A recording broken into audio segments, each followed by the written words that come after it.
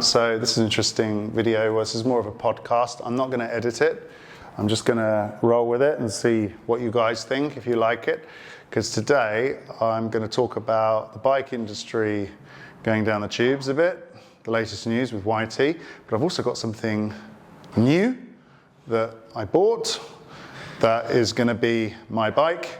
And I want to show you guys, and I'm going to build it up. So I'm just going to build the bike, no editing, no fancy shots, just chat, build the bike, and yeah, talk about why I chose this bike, and also other things that come to mind that would be quite interesting. So it's kind of, and we'll see how it goes. If you like this kind of video, then we'll do more of them, and we'll get a proper mechanic in. I'm not a proper mechanic.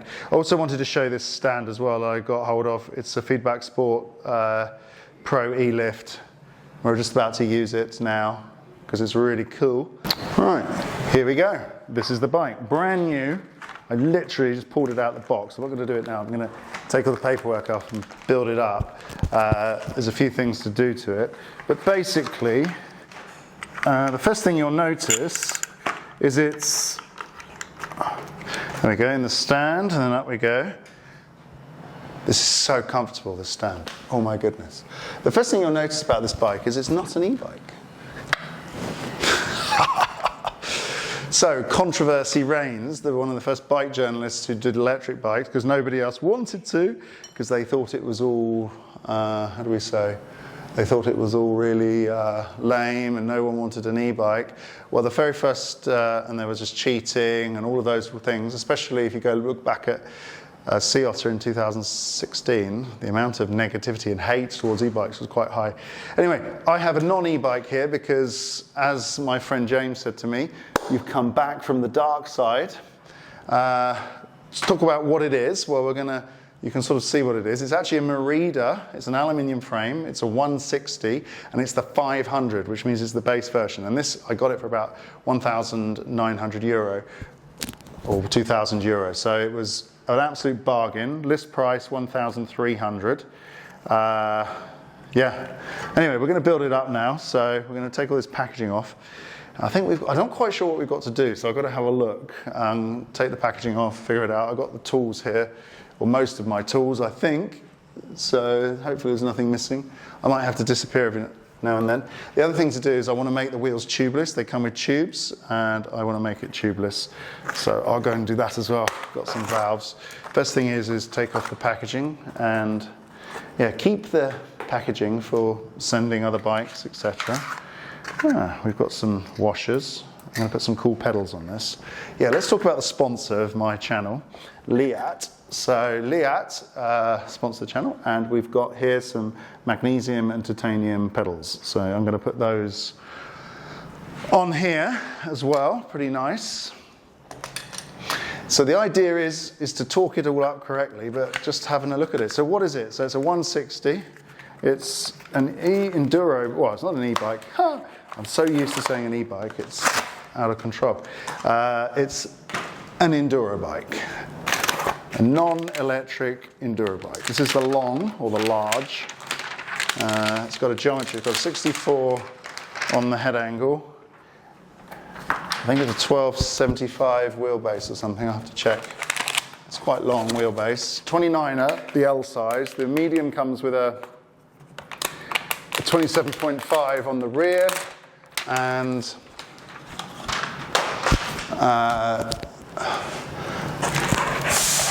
yeah.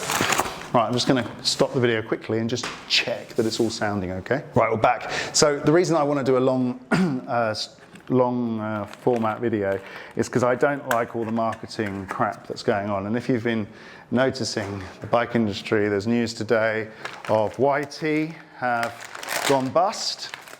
And there's a few things I want to say about that. My phone's blowing up about it.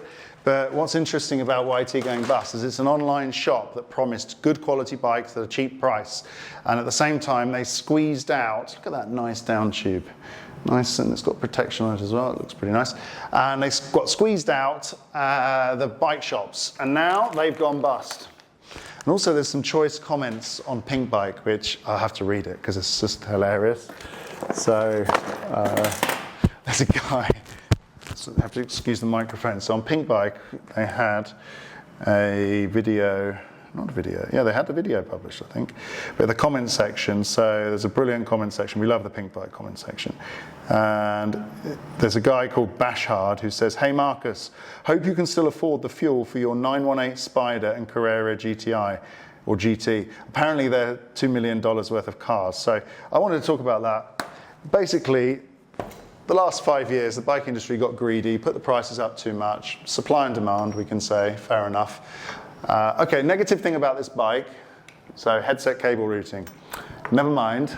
As it's not an e-bike, I'm not too bothered about that because I don't have to take the motor out, I don't have to take the battery out to feed the cables, so this doesn't really stress me out too much on a non-e-bike. One thing I do have to do, which is remove the plastic guard, because that is crap. We can't have that there. Anyway, back to the discussion. So basically, what we've got going on is a situation where the bike industry, they put the prices up, over-ordered, filled up the warehouses, and then started discounting and went bust. Now, the problem is for the years preceding this chaos, companies like Chain Reaction, which has also gone bust, and Canyon, YT, they all sold themselves on pricing and good quality bikes, but it was all about direct to sales, cut out the middleman. But if you go next door, you'll see all the bike shop stuff, and you'll see that there's a lot of people needing bikes fixing. So for me, I find it a little bit sad, to be honest, that that we have this situation, because it's not really, we don't need it. Now look, I just pulled all that stuff up and I've lifted the stand up. This is really useful. Now if I lower it down, I can actually bring it down to the height where I can put the handlebar in. So there's not much to build on this bike. It's pretty good, actually. So I have got with me my little torque wrench set. So before anyone starts going, you're torquing it the wrong way and this and that, I should be fine. Here we go. Here's my Feedback Sports mini torque wrench set. Should be very nice to use. So it's got these amazing, look at this. It's got this really cool wrench, and it sort of doubles up as also you've got an extension bar here. It's also got the torque thing, so this is a 5 or a 10? It's a 5 Newton meter, so that should be enough. And I think the bolt tension should be written on here. It says, okay, it's a 40 mil stem. It doesn't say the bolt tension. I'll have to check that. But yeah, basically, I think it should be 5 or 10. Should be fine. Anyway,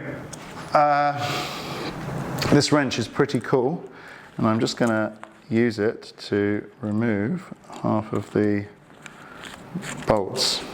So I hope you don't mind this type of long form content. I thought it'd be interesting, just trying it really, because the whole idea of the channel is to try stuff. And I'm going to do an ad read in another video coming soon, which is which is a new thing to do. I put out there we go. I put out the other day a poll to say, shall I do it or not? And you guys said, okay, do it. More than 50% of you. Some of you said, obviously, no, you'll skip over it, which is fair enough. So just skip along. And I'm probably going to try and do it as interesting as possible, and just try and make sure that the ad read isn't, fastidioso, as they say in Italian, so annoying, or less annoying than it can be. But the channel's growing and advertisers are wanting to come on board, some from the bike industry, some not. I've chosen a product which they gave me a few options to choose from, and I chose a product which is to do with sport, so why not use that? And yeah. Anyway, so just mounting the bar. Now obviously, because I'm the way I ride, we have a problem. And what's the first problem? Is that let's put the bar around the right way. I ride my brakes with back on the right, so moto style.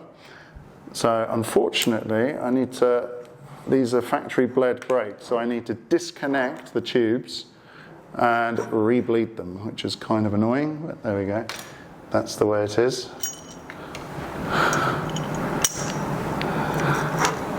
So I might move the camera in a minute and we get a new perspective, so it's not always on the same perspective. Now obviously I'll do all the final settings on the floor, so I'm not going to stress myself trying to set everything up here. We need the bike to be just in one piece, and I can do all the final settings. Right, so this bike, let's talk about it. Now apparently it weighs 18 kilos. I'm going to weigh it and see how much it really weighs. Or 17 something, which I think is a very reasonable weight for a non-e-bike. Now I chose an aluminium frame because I wanted to make sure that I had a frame which could be repaired, long life. So that's why I bought a non-e-bike, because I've been riding a lot recently and I've always been using less and less power.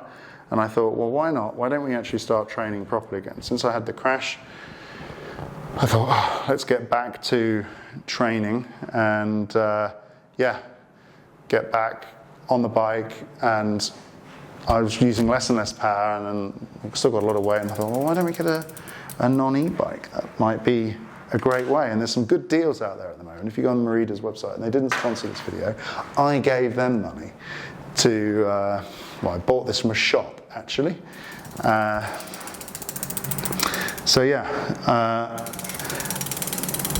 The good thing about this bike, aluminium frame, you've got flip chip, so it's set up in 29, but we can set it to mullet, and I am going to mullet it at some point. I've ordered a wheel set to go in it because I wanted some mullet wheels. It doesn't come with mullet wheels, but as a base level bike for the price, I mean, you can buy, this is cheaper at the moment than buying a Fox Podium fork, which seems insane to me. I really don't get that, but anyway. If we look at the specs of it, we've got race brace cranks, which are very nice, and I think we've got a screw-in bottom bracket. We've also got Dior rear shifting, which is not the best, but on an e-bike, this I wouldn't go for it, but on a non-e-bike, it's absolutely fine. And at some point in the future, I might upgrade this to, and this is where we get to, this bike is so upgradable. It's got the UDH dropout, so I'm probably going to upgrade it here to a 90 or a 70 SRAM system, we'll see. But that's ahead. For the moment, we'll see how long the chain and cassette lasts. I mean, I'm assuming, because it's not an e-bike, it should last a long time, more than 3 times the life of an e-bike, the chain and cassette, that's what I'm assuming. The Dior cassette there is quite interesting. It's quite lightweight actually, it doesn't look that bad. Right, let's get out my little wrench. So put the wrench in there, and then it's got multiple angles on it, so there we go. So I'm going to go for 5, so with this, should feel, okay. We'll do 5 and then we'll do 10 where we need to, but I think it's normally 5. I've never seen them already. Oh. This wrench is really useful. Okay, there we go. All right. So we tighten them opposite each other. I like building bikes, brand new bike. It's cool fun.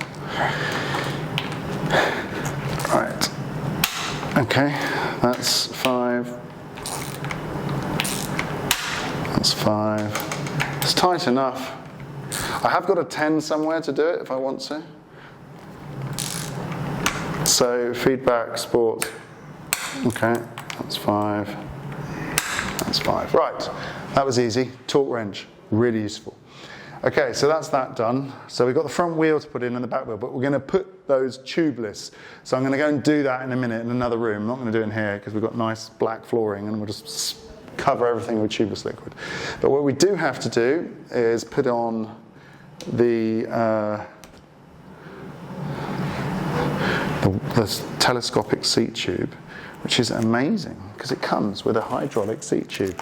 Now it has got a Merida saddle, which I don't think is the best saddle, and I will probably switch the saddle out for another saddle. So on these budget bikes, I mean 3,500 new, the original list price dropped to 1,900. On these, there's still a few of them left, so I would recommend picking one up if you can. So it's a Merida seat post. Now, I'm not a great fan of cable seat posts. It'd be better if it was wireless, but not at this price. So there's the release there. Just need to see how this works. Okay, the cable nub inlet goes in there, and there should be a cable in the box. And then we feed through this, and we might have to trim it, we'll see. But it's got maximum, this is a 200mm seat post, so the insert, we can go quite far down, and we should have loads of clearance. It's got quite a low standover height. Found a use for my 400-year-old wall. So is this which cable is this? It's the gear cable. Okay. Obviously we don't put the reflectors on it. Is this the... I've got to work this out. Okay, it's got a Shimano pod on it, so it goes in reverse. And then it's got a different... there's a little adapter for sure. There is for sure a little nubbin adapter which we have to put on. Where is it? Let's find it. It'll be in here somewhere.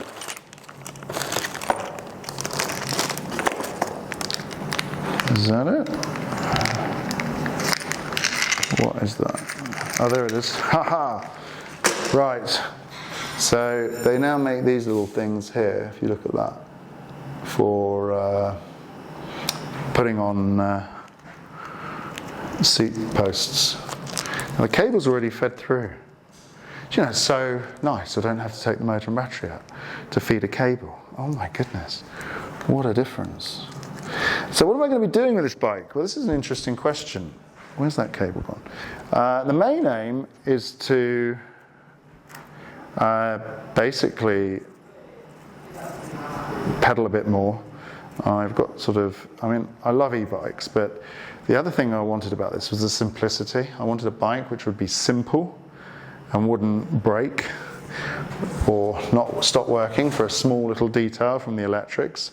Because in my opinion at the moment, and I've been saying this to bike companies for a long time, they're not actually making motors and battery systems which are simple enough to repair. And I think the consequence of that is that here I am,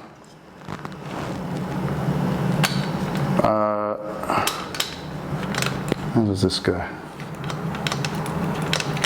Okay, can we push it through?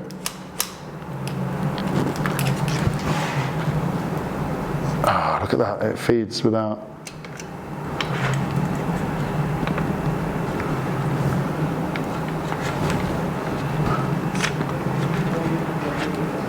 Okay, it will go through. Let's have a look. Is there a 90-degree bend in it? Oh, there is a bit. So we have to straighten that out. Okay, see, it's all these little details. Look, there's a little bend in the outer housing because it's been fed through in the factory and the cable doesn't go through. Okay, no it does. So yeah, budget end bikes, they're not the best, let's be honest, but the fun you can have with them and the quality components and the suspension dynamics of this frame are fantastic.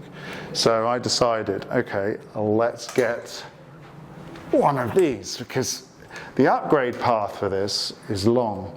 And I don't really want carbon frame. I don't like carbon frames from a sort of longevity point of view. And also spares.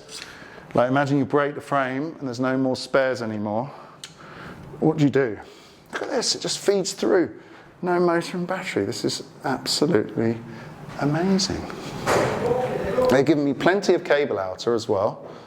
So we've got to adjust this to get this right. Ooh. Actually, we didn't want to do that before we've attached the seat post. Okay, but look, I can feed it back. Phew. Right.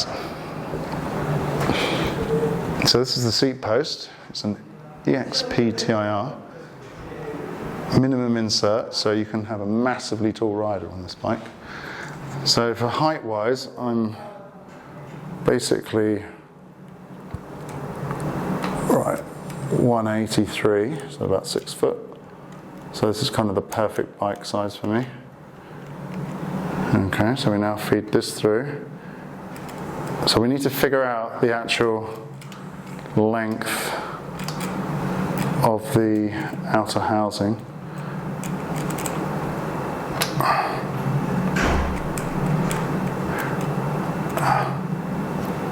Okay, the cable is shorter than the outer housing. How short? I don't know, because it doesn't come out the end. Okay, so we'll come mostly out then. See, these are little details which kind of start annoying people, but I have some cable cutters. So let's work out how far we want this to go, what we're going to cut off. We can assume it's going to go in down to there, so we're actually going to have to cut off quite a lot. How far in is that going to go? Let's work that out. So it's going to go in down to about there. So we're talking, what's that? Let's just use the bodgy method. So without having too much stress, if we cut off, about that much. There we go. We'll cut off about that much. Should be fine. Yeah, I just find this really. I did spend some money and buy some Park Tool cable cutters because they are fantastic. Look at these, because I broke the Feedback Sport ones because I cut something I shouldn't have been cutting with it. But anyway, so I'm now going to cut the outer cable. Just not make a mistake, pull this one out so we don't cut through that cable. Okay, and I said about that much, so I'll cut that much off. These cable cutters are incredible. And then you can reform the end of the cable like that. It's perfect! Ha! That was amazing. I've stressed for years without proper cable cutters, and once I had some, I was like, this is fantastic. Right, the battery's dying. Got a bit of time, should be all right. So I had to change the battery there. Yeah, these cable cutters, I bought these cable cutters, amazing things. Really, really good. So, we've cut the cable, because we need to sort of measure the end. It should go to there, and we're probably still going to have to remove some cable. This is kind of complicated. At least they put it there to exactly measure the drop. So now I need to put the post in all the way down, see how well it goes.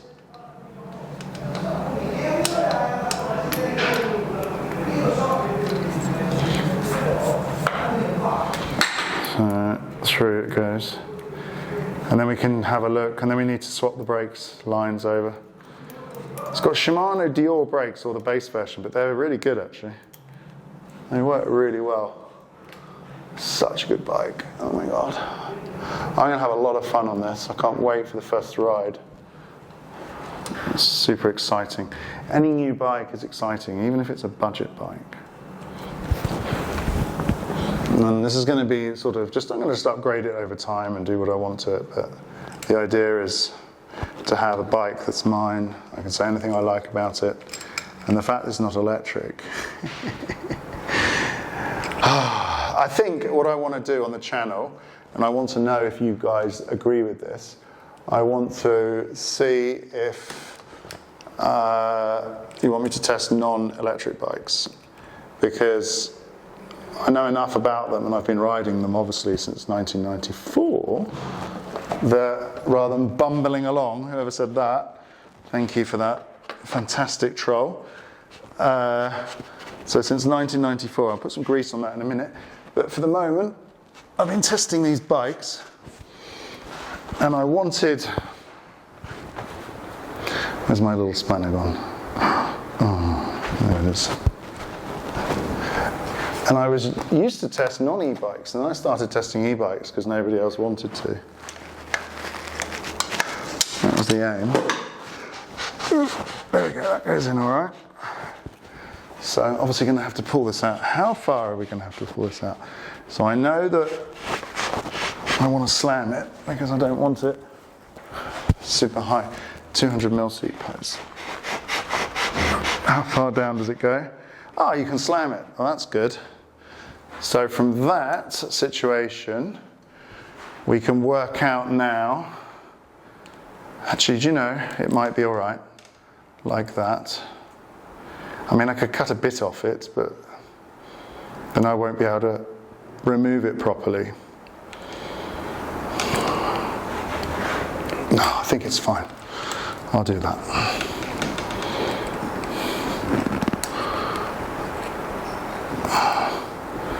So this goes through here. Oh yeah, let's put the nipple back on, or the end cap. Don't forget these end caps. Put that back on. I'm actually going to move the camera, I think, so you can see. No, I'm not. Oh, come on.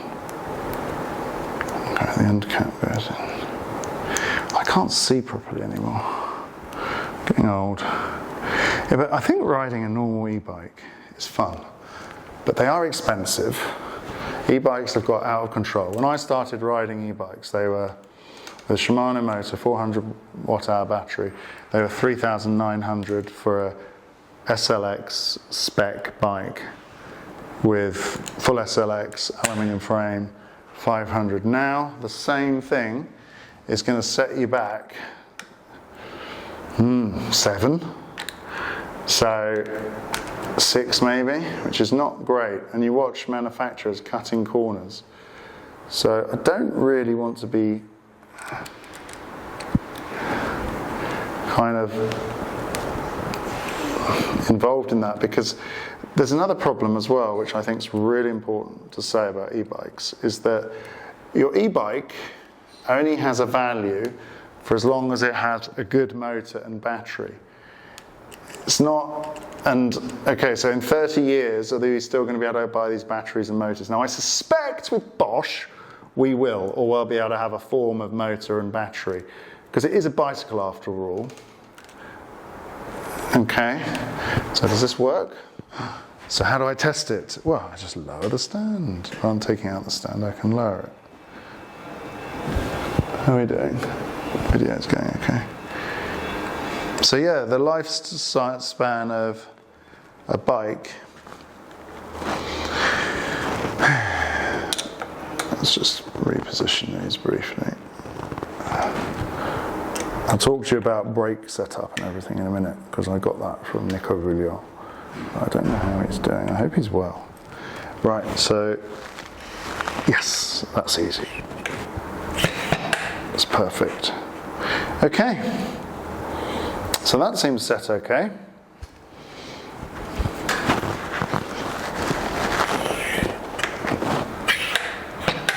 Works well. Good. So just leave that there for the moment. Put the back stand back up. Up.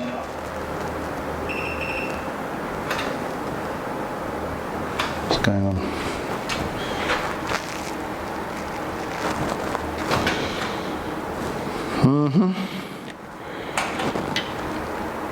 Is it unplugged? Is it off?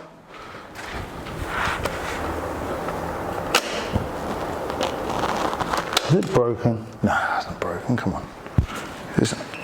No, that's down. Ah, I hit the limit. It beeps, tells you that it doesn't go the right way. This is much easier, because you know, after I broke my back.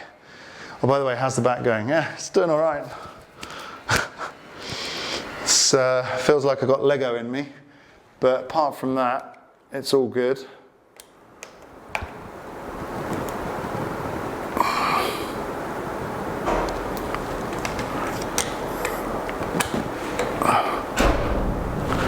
Okay, let's cut this. I mean, it's a new cable, so if I don't need to, I'll put a thing on the end of it, a cable end, nubbin. Should have some in here somewhere. I saw there were some. Here we go. Yeah, the back's okay. It does feel like I'm doing a permanent plank though. So I haven't got any pain, which is very good. But it does feel like I'm planking all the time, which is kind of weird. I've got to really be careful with my posture. I've got to hold it up, my back straight the whole time. But I got very lucky because I could have ended up without being able to walk or ride again. So, you know, that was an important point. Okay. Oh. Amazing. Bought these. Anyway. Right.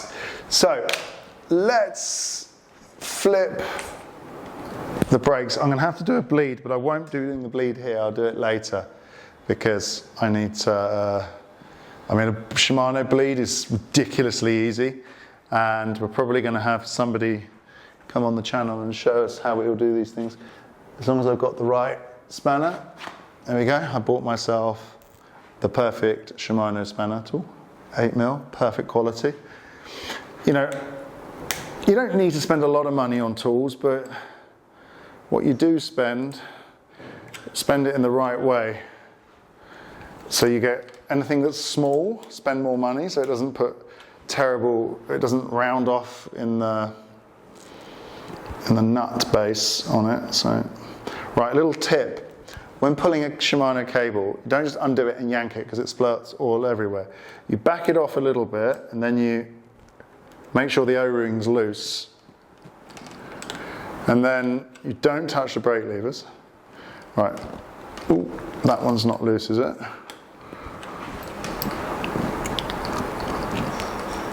Uh-oh.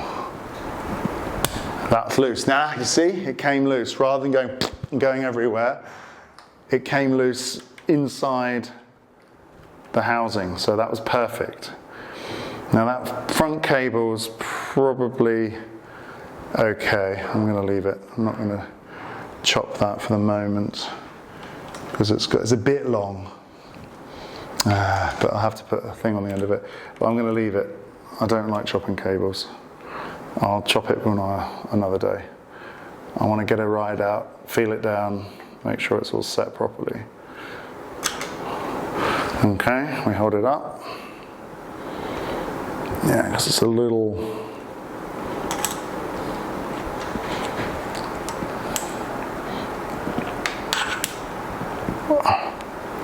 I have to do this all the time. Another reason I like SRAM brakes is you don't have to do this because they're flippable. Right, don't touch the brake levers, keep reminding yourself, don't touch the brake levers. Now Shimano bleed kit's amazingly easy because I haven't touched the system, I haven't even squeezed the brakes. So there shouldn't be any air in there, and any air should be stuck in the top. So if I put the little reservoir on it and the oil in it and just fiddle with the lever a bit, it should all like come out without any problem at all. I'll have a quick squeeze in a second. Don't round it off.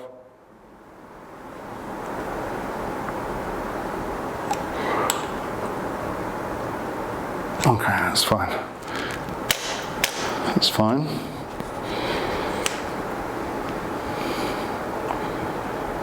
Doesn't leak, which is the most important thing.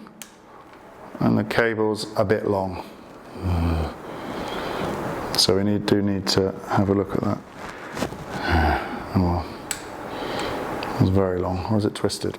Let's just retwist it so it's better. There we go. It's a little long. Never mind. Can we pull through the gear lever? No. Let's do the front one. Okay, so they do need tidying up a bit, but we'll do that when we bleed it. I just want to get it basically working, go and do a shakedown ride, and then fiddle with everything else later. The cables and everything.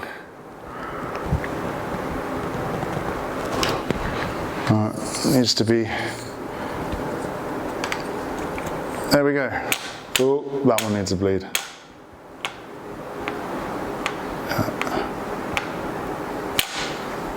They need a bleed. Actually, you know, I might just do it now. Okay, so I've got this handy tool for doing Shimano tubes. So you place, well, I think it does any tube, because I'm going to cut them now. I'm not going to even stress myself with not. But I just realised I need paper. Oh, I've got some in my pocket. That's okay. Right. So, let's, before we get complicated here, let's move the camera a bit. Alright, so we'll put it there, I'll put it in the middle of the frame. Okay, so I'm going to just make sure that the cable run is correct. The most important thing is that the fork is at maximum extension, so you don't, dropping things, so you don't want to make any screw ups with that. So you want it to be at maximum extension, so the cable is not too tight, which I've seen in the past. By the way, this is a Yari, RockShox Yari fork, so base level. I think it's a 34 or 35, no 36, 34, 36. So again, maybe at some point I'll put a better fork on here, but for the moment I'm sure this fork will be fine. It might be interesting to do like a cartridge upgrade on this, so we won't worry about, we don't change the fork, we just change the cartridge, see what happens. Might be quite a nice bike to do it with. Bit of tech. Is that doing up? Yes, that's doing up. It's kind of hard doing mechanicking with recording, because I know everyone's watching me saying, hey, you didn't do that right, you didn't do that right. Oh, I do this, I do that. It's kind of supposed to be fun. So, it's a bit of a learning process. I'm always learning. Right, that cable is, yeah, it's definitely too long. So, let's shorten it. So how much shorter do we want it? This is the question.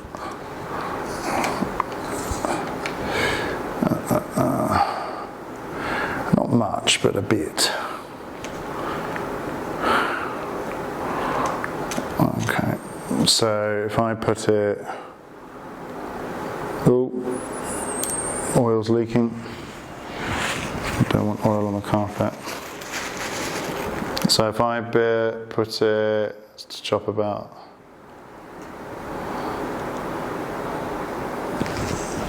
4 inches, 3 inches off it, 2 inches. No, that's more than that, it's 3 inches. It's about 8 centimetres, there we go, I can see that. Slide that down. Now there is a tool for cutting this. Ooh, before I do it with this. Ha! On this is the cutting tool. So you can be very precise. And then it's got a sharper knife. Ha! Perfect. Now, next thing we want to do is we want to put everything together. So how does this tool work? Well, apparently you line it up. Where do you line it up? How does this work? You line it up like that. That holds there. You put... Okay, so you clamp this in place. I'll clamp that in place. So it's level, top.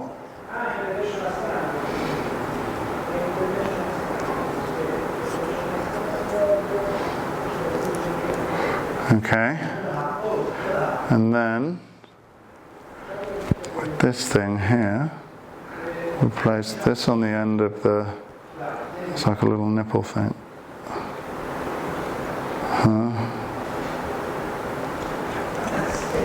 Okay, it doesn't clamp down like that. It's got to hold the tube.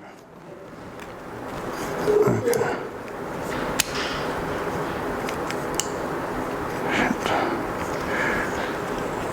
It's still fiddly. Wow. Patience. So I've seen Linus Tech Tips does these live streams where he's building computers and stuff. And I have to say, he keeps talking and building the computer, and that is quite an impressive feat, let's say. So now let's try this. Is it going to go there? Yes. And then you can just move it towards the, and clamp it again to make sure it's home.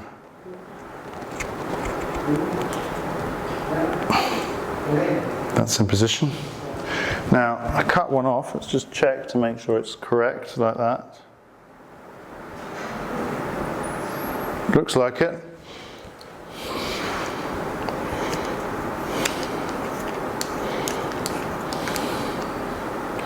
Haven't lost any oil out of that. But I just covered myself in oil. Just flicked it. No, that's not gone in properly. The heck. Okay, how does this work? It's got to go like that.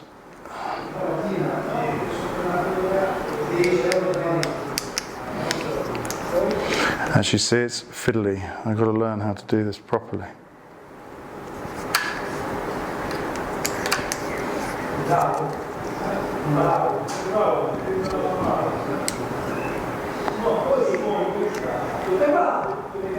Okay, that's done.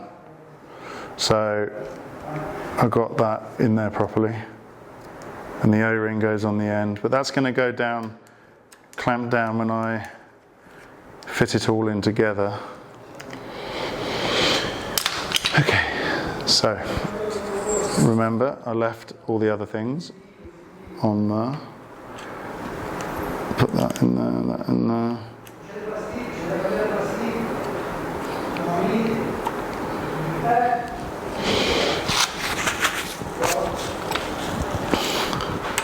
That's better. We can't stand long cable runs, it's annoying. And it's my bike, so I might as well do it properly. Like, I get loads of test bikes, which I absolutely love riding, but I have to say, having your own bike is always better. Especially when you're not, you can do what you want with it, you can say what you want about it. You can do whatever you like, it's your bike. The fantastic thing is there's no electrics. I'm so happy to have no electrics. Okay, that means bleeding. There's no, there. Right, now let's do the same to the rear one. Might as well do it now. I mean, just skip ahead if you're bored.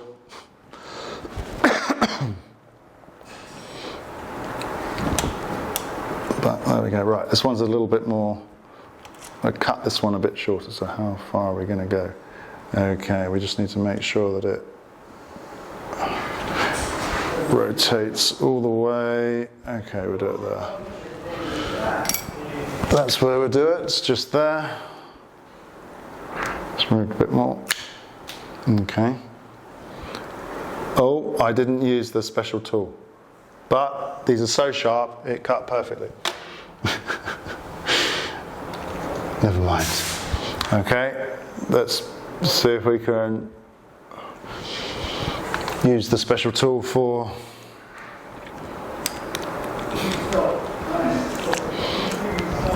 fitting this again. There is another way to do it with a hammer, but you know, and a yellow thing. You can just, you buy these, you get hold of these yellow things from Shimano for mounting, It's a whole kit, and the Shimano kits aren't too expensive because the SRAM kits are like, they want like €100 for a couple of tubes or something. It's pretty crazy.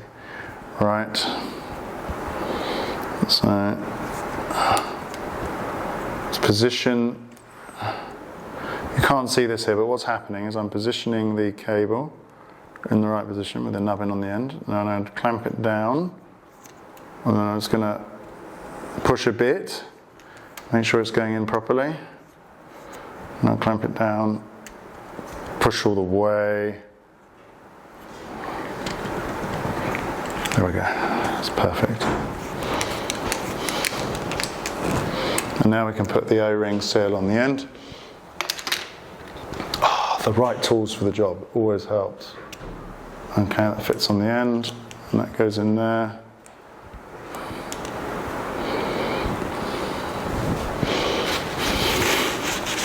Actually, real time shows you mechanicking can be fun. I'm enjoying this. And the thing I'm enjoying, I'm not having to make a massive video edit. I'm just going to stick all this stuff together, cut out the bits where I've cut the video files, and just chuck it online and tell me what you think. Then we're going to talk about the biking show. I'm going to make a phone call in a minute. Okay.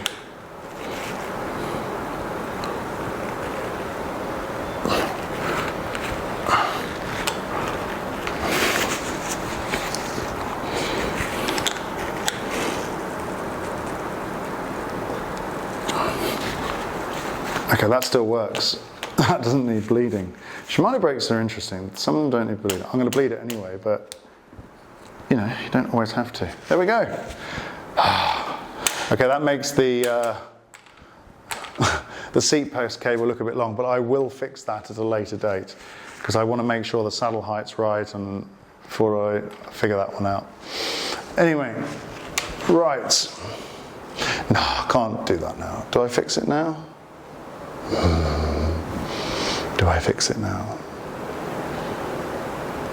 I think I can chop off a bit more. Let's fix it now. Don't be lazy, Alex. Sometimes people are just like lazy. So let's not be lazy.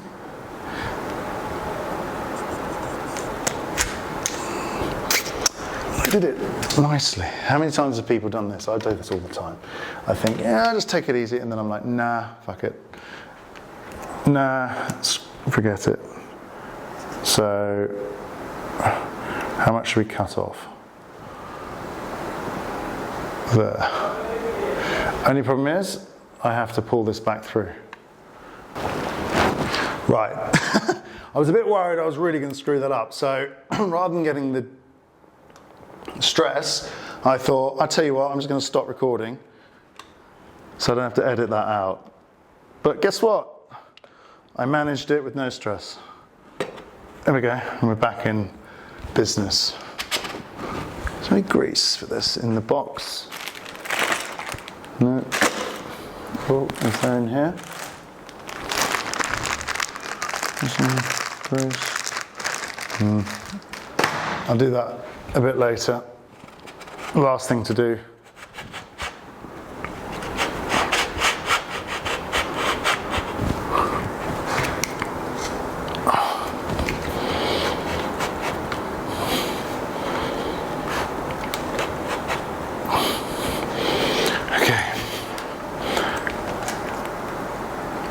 There you go.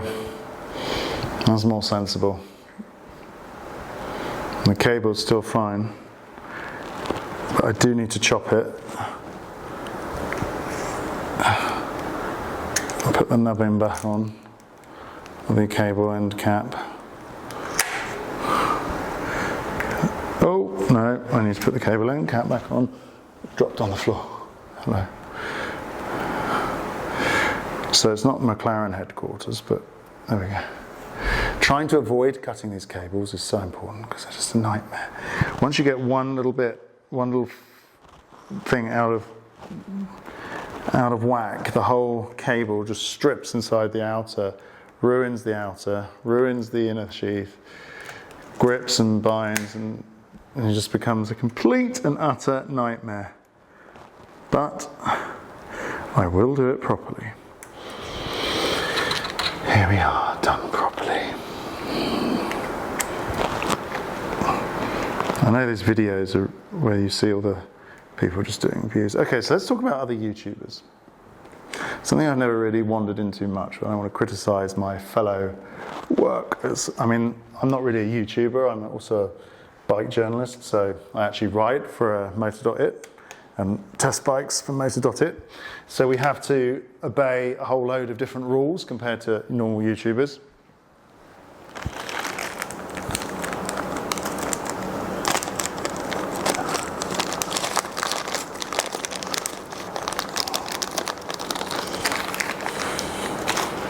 And one of those rules is all about commercialism. Like if you have a commercial interest, you're supposed to tell people, you're supposed to market, because we're regulated by the government or journalism standards.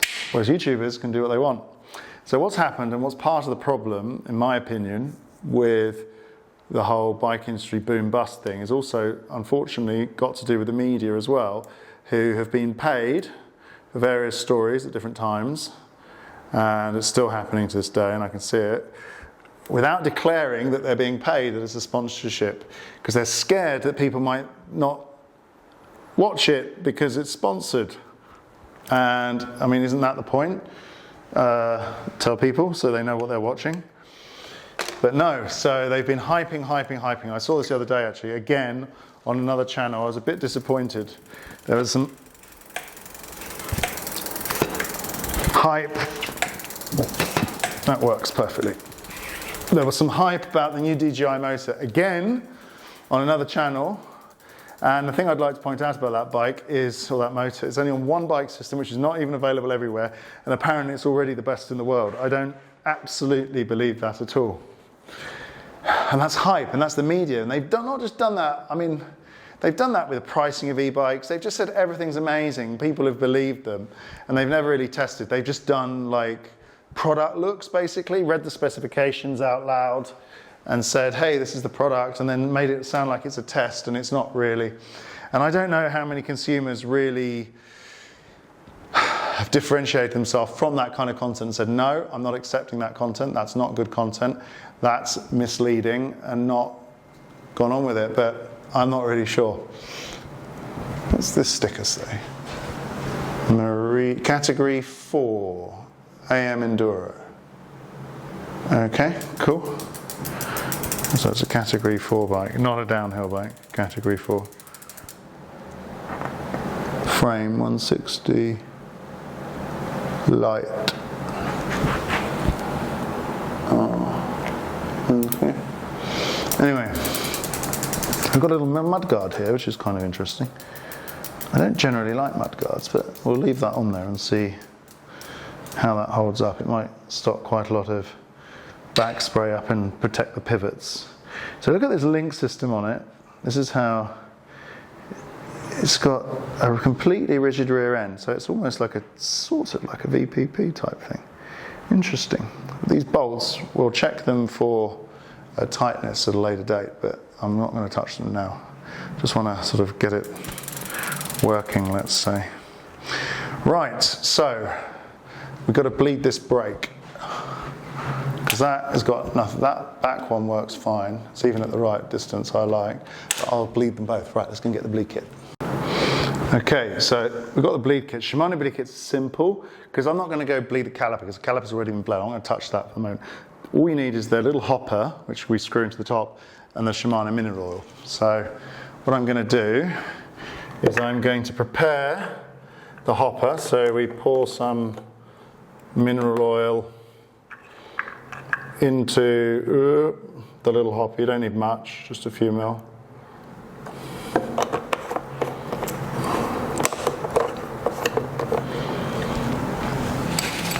So that's prepared. So it's got a little thing it rests in,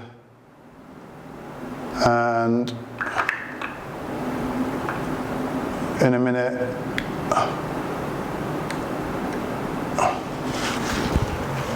oh, it's got a valve that, what the fuck is going on here?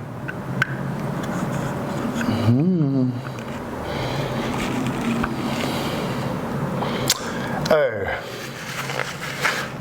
it wasn't. Right, this is where I start making a mess because I didn't check that the plug was in the hole properly. Ah! So, how am I going to do this without making oil leak everywhere? Put my finger over it.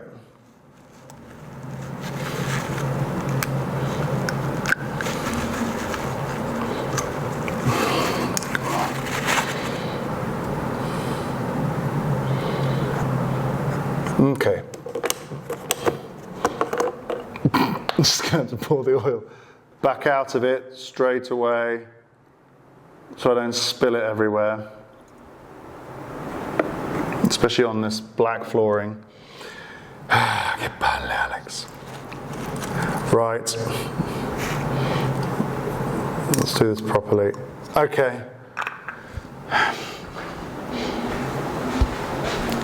Amateur, covered in oil. Bike mechanics, if they do this every day, they just learn to, and yes, I should have gloves on, but it's mineral oil, it's terrible for me, I don't do this every day. But yeah, bike mechanics do this all the time, so they don't waste time and make mistakes like I'm making here by being a little bit, check the steps, okay, better, thank you.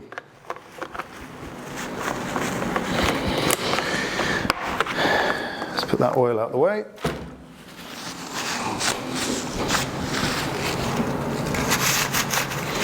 Don't want to ruin the 400-year-old wall with oil.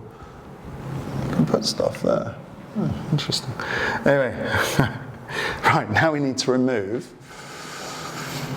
Looks like a 3.5. Let's just check. I think it's a 3. Or a 2.5. It might be a 2.5. Let's check. 2.5, okay. Make sure these are always clean. If you don't do that, you get like a major screw up by wrecking it. So you take that out. There should be a little rubber oil, see? I once lost. Did I just lose it there? No. Right, I have a pick. So this is where this is useful. Just to check. Doesn't seem to be like a little O-ring that dropped, did there? Didn't see it drop. Normally there's a little rubber O-ring on there. I have to check that. But let's take this one off as well.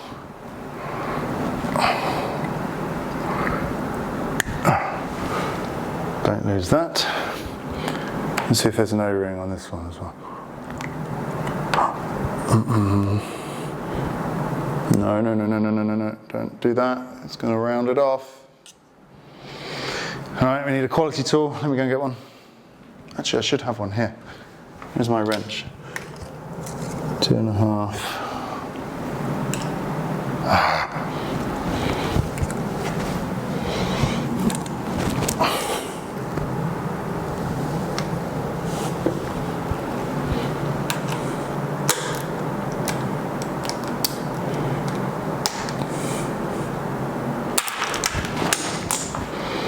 Dropping everything.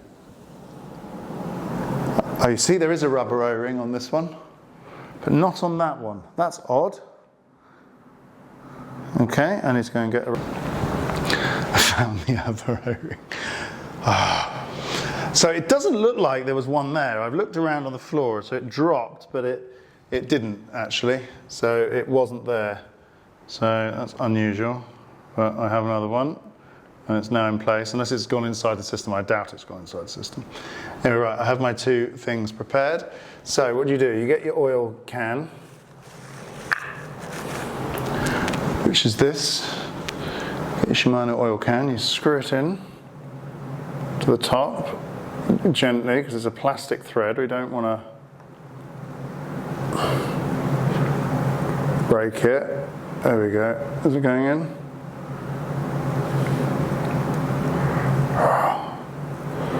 Come on.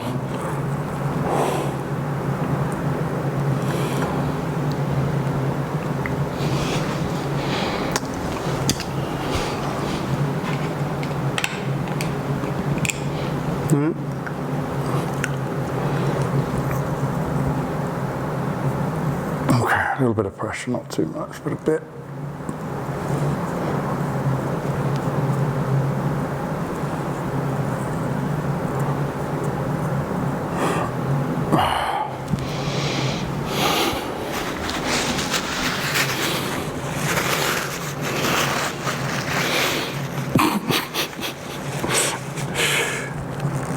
Oh my goodness.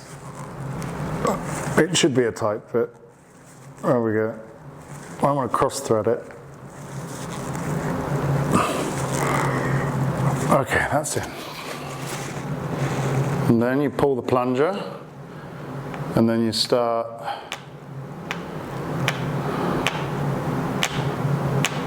doing this. There you go, it's better.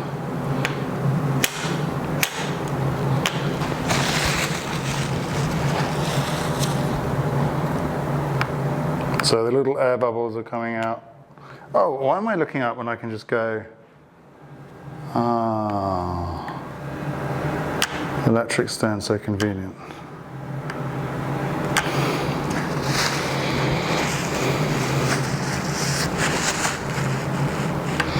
Big lumps of air coming out of it. So another thing to do is tap the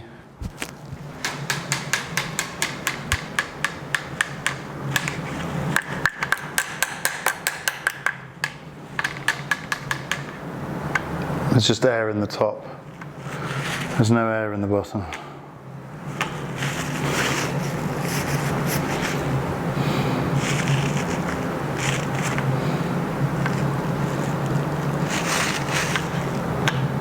I just think it's amazing you can get this kit at today's prices, really.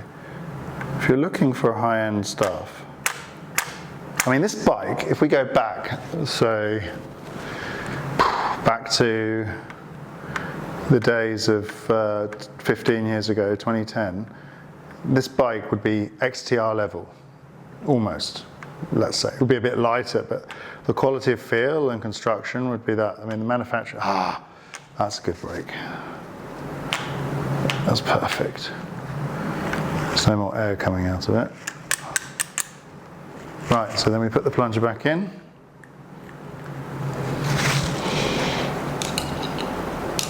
And then we put this around it.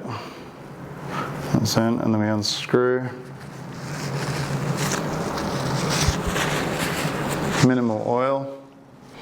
Put that back in our little holder. There we go. And we get our nut. These are so annoying, you can't find these.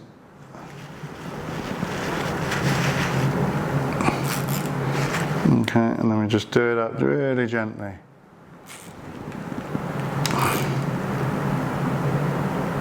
You don't want to strip it. So that's done up. Perfect. And then you can vary it with this. Make it in or out. So I have my levers set quite close to the bar. Okay, that's good. We'll fiddle with that another time. Right, now we're going to do this one.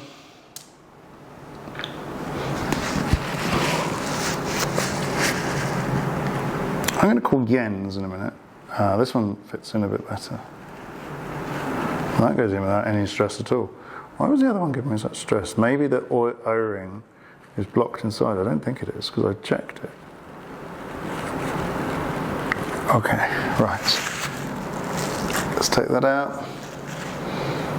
There should be less air in this. It has none. It's already good. But still, we will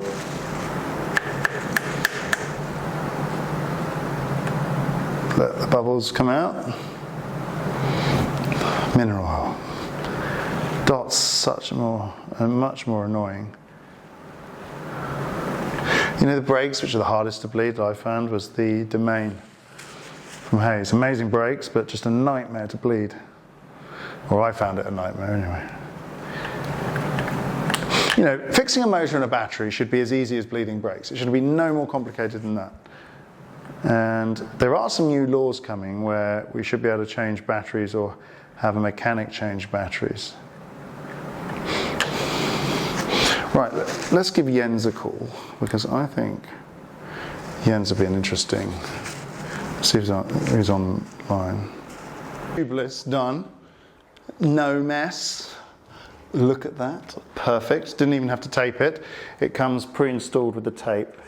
And these are Assegai. Okay, there's serial tyres. I'll eventually put like a proper tyre on there that I like.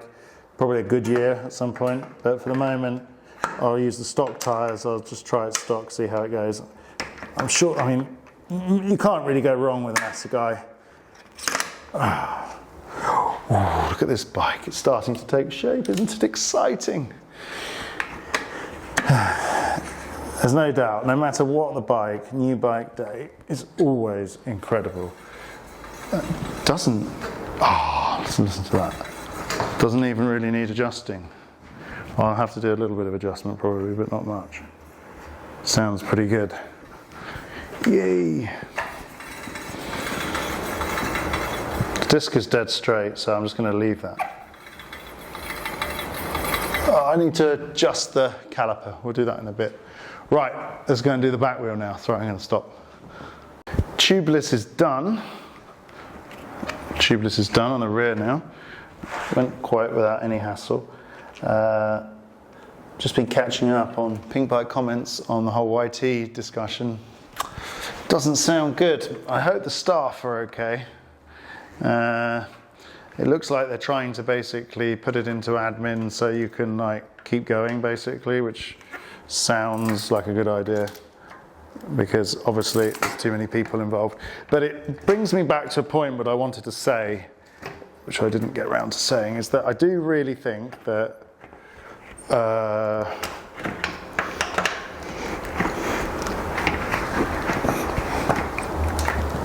so fiddly. Right. Basically, I personally believe that you should buy bikes from a shop unless they're used, and you should make sure that you pay a deposit until the bike arrives, and then buy the bike, pay the balance when the bike has actually arrived in the shop and you can pick it up. Because that way you protect yourself. Because unfortunately, in the situation that has occurred, there seems to be some riders with no comeback, which is, pretty bad. Especially if they paid with a credit, they didn't pay with a credit card, so they can't do a chargeback. So I've just found that this has got one of these little rear, that's good. So it looks like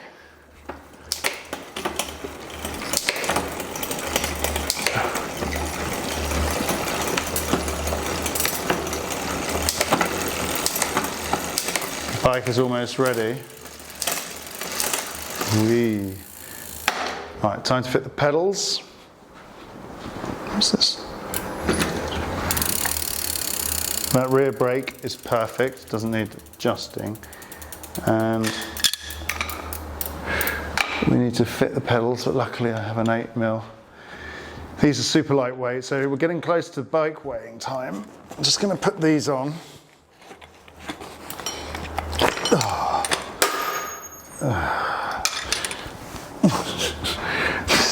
Makes a big chunky noise when you drop stuff on it. Now I understand why the bike stand has got a metal base to it, because dropping things on it. Okay, so we've got the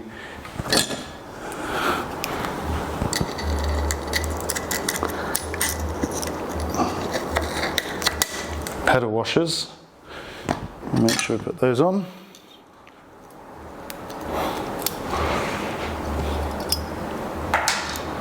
Pedal washers are a good idea. It means it's harder to get them jammed. So which length cranks are these? I don't see. Oh, they're 170 cranks, so not super long, but not super short. It's got quite a low bottom bracket, this bike, so it's quite stable. Don't do them up too tight. Ooh, Now these are super lightweight pedals, so there should be no complaining about the weight of this bike, which we're going to do the weigh-in 2 seconds. Let's just do the pedals. It's an aluminium bike, obviously not carbon, but I don't think that matters. You save a few 100 grams, but you can save weight if you really want to. On the tyres, another setup. So basically, there we go. That is basically ready. Let's just do the front brake alignment. Gears are perfect, they don't need any setup, already done. It's got a nice chain silencing thing here. Looks nice. Look at that bike. It's perfect. So we just need to make sure that this is aligned straight. It's not quite aligned, so I need to loosen that top thing. Let's grab my tools. Just needs to be slightly rotated.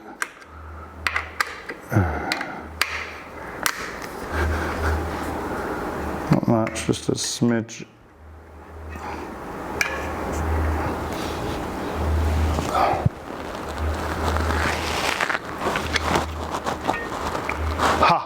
Perfect. First turn.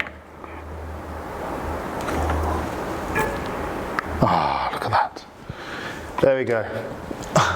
So, I haven't set the suspension up yet, but we'll worry about that another day before I ride it. But let's just drop it down. Here we go. This is the moment of truth. Let's adjust the camera.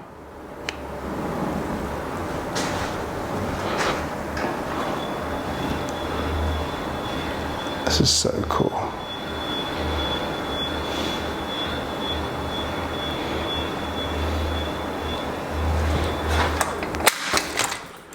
There we go. Just got to tighten the saddle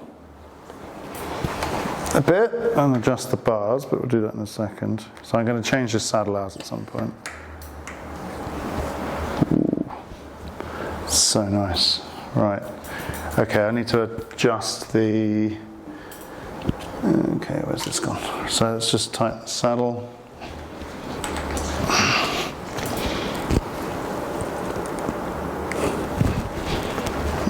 Alright. So it's still quite loose, so... It's quite also the wrong angle, but we'll sort that out in a minute.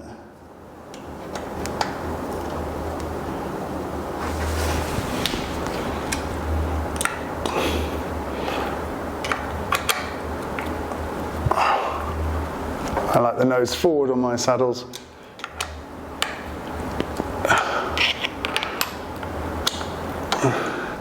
So you don't squash yourself.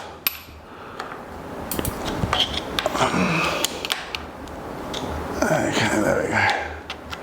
So it's probably quite a heavy saddle. I've got a nice lightweight carbon saddle I can stick on here. Also, you can adjust the rails.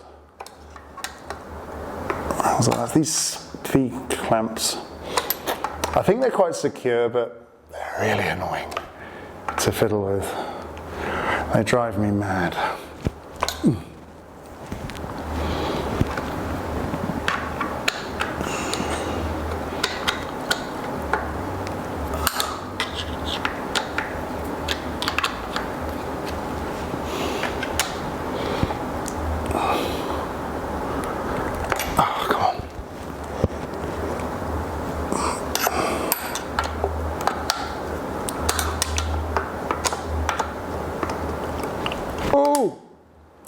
Saddle design. The best saddle design is the RockShox, sorry.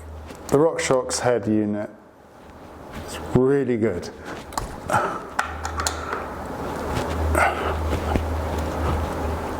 Oh, for goodness sake. Right, okay, so that's that. That's about right. There's the bar straight? Yeah, it's dead straight, but it's a totally wrong angle, so we need to straighten that out.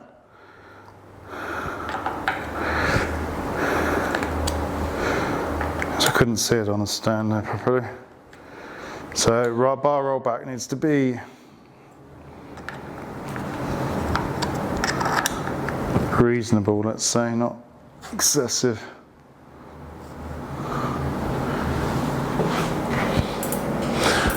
Perfect. Oh, so nice. This is so nice. Right, I don't even know if it's in the middle. No, it doesn't look like it's in the middle. I need to adjust the middle of the bar. There we go.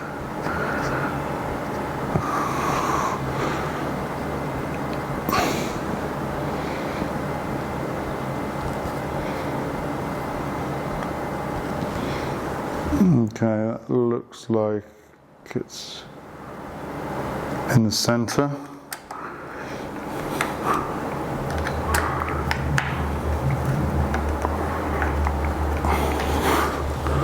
Brake angles are good. Wow, this is amazing. I can't believe it.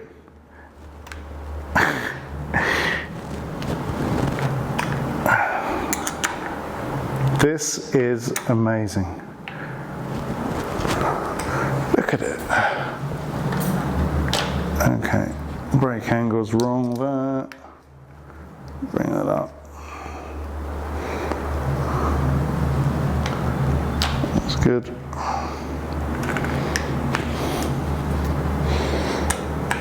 That's good. And I don't think you can adjust the shifter on this one. Can you? Not really.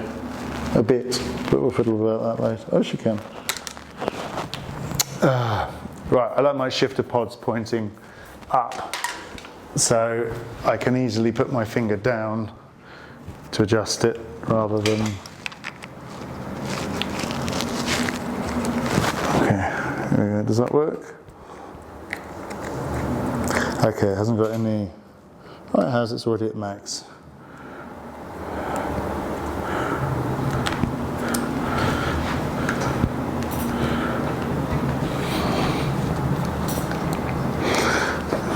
Which is fine.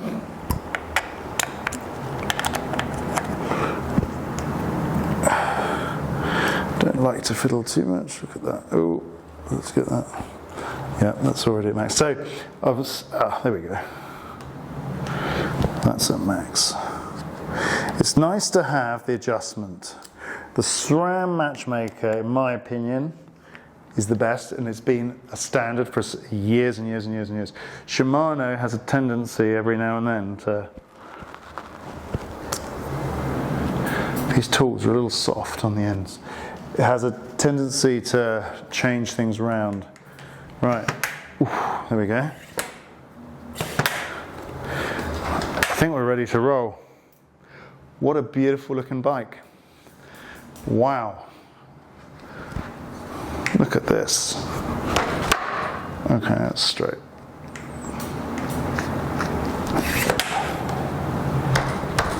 Yeah. Let's sit on it for the first time. Okay, it's got lockouts, obviously. It's got rebound, yes. It's got all the bits on it.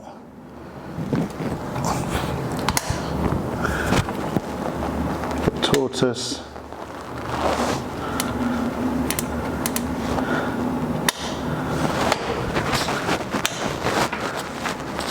Okay. Ooh, they pumped it up strongly. Need to do the sag. On the rear, it's already 25. It's all right. For starting out, look at that. I just want to go for a ride. What was that noise? No idea. The bike's settling in.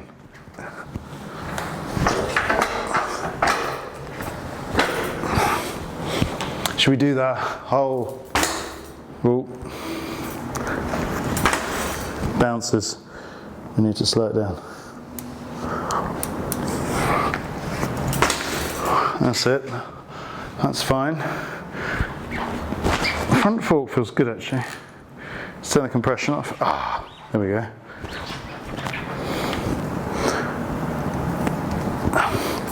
I can't believe the value for money.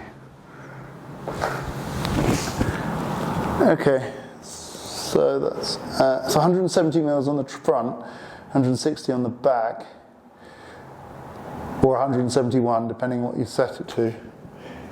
And it's at 25%. Okay, that's good. So, let's check the headset. It's okay. Let's weigh it. Let's weigh this thing. Where did I put the scales?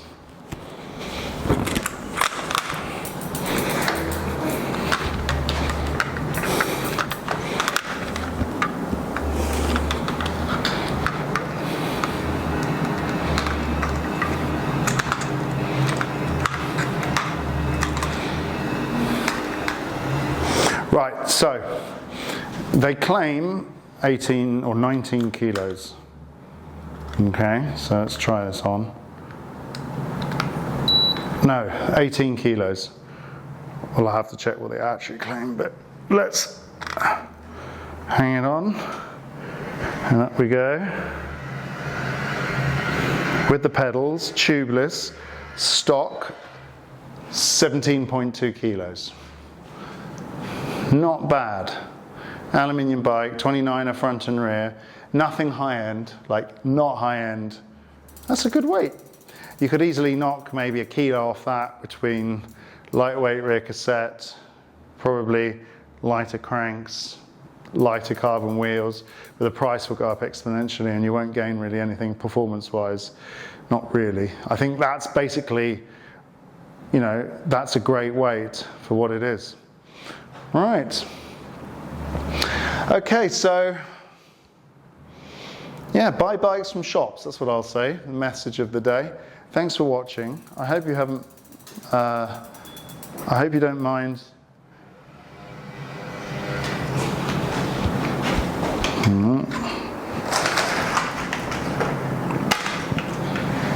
The colour looks amazing. Yeah, nice. Anyway, I hope you liked watching the video. Thanks for watching.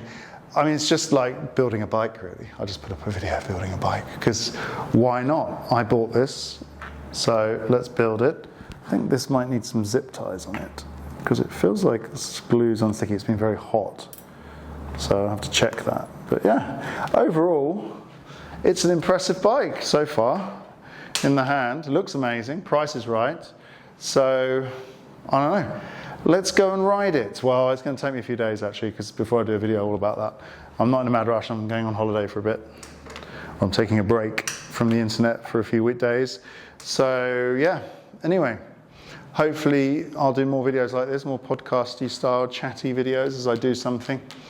Why not? Anyway, thanks for watching. Don't forget to like and subscribe. Leave a comment below if you like this kind of bike build type thing. It just takes my time and chat. You guys can write the comments. It might be interesting to have running. Who knows? Anyway, thanks. See you next time. Bye.